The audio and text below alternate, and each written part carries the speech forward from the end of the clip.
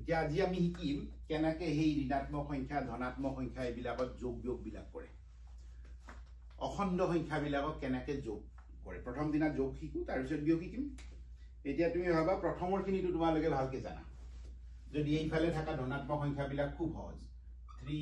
+ 4 হল 3 start কৰিলা 4 খোজ গুছি গলা 7 পালা ইয়াত কি হ'ব এতিয়া তোমালোকে ধৰিলা -2 + 5 তাৰ মানে -2 স্টাৰ্ট কৰিবা এইটো তুমি স্টাৰ্ট কৰিবা 5 খোজ লবা 1 খোজ 2 খোজ 3 খোজ 4 খোজ 5 খোজ ইয়াতে আহি পালা তাৰ মানে -2 + 5 = 3 এইটো এটা সহজ কিয় চাব পাৰি তুমি এইটো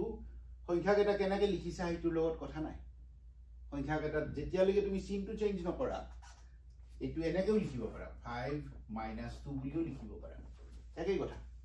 যেতিয়ালৈকে এই 2 ৰ আগত মাইনাস চিন আছে এইটো 2 ৰ আগতো মাইনাস চিন আছে এইটো +5 ৰ আগত +5 আছে ইয়াতো প্লাস চিন আছে প্লাসটো আমি নিলিখো কাৰণে কিন্তু লিখিলে এইটো +5 আছে এনেকৈও ভাবিব পাৰা যে মোৰ 2 টকা ধাৰ আছে আৰু তাৰ পিছত মই কবাৰ পৰা 5 টকা পালো তাৰ মানে তাৰ পিছত কিমান থাকিব 2 টকাটো যদি মই দি দিও 3 টকা থাকিব গতিকে এইটো হল যোগ বিলাক খুব সহজ ধৰি লও ইয়াতে আছে -4 -4 ত স্টাৰ্ট কৰিলা আৰু +2 হল এতিয়া কি হ'ব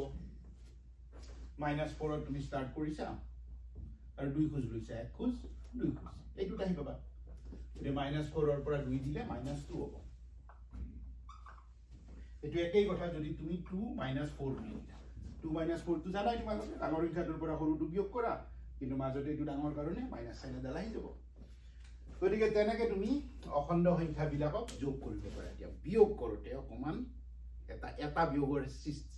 পৰিস্থিতি আছে যেটো অকমান ট্ৰিকি এটো আমি আলোচনা কৰিম এতিয়া নেক্সট ভিডিঅ'ত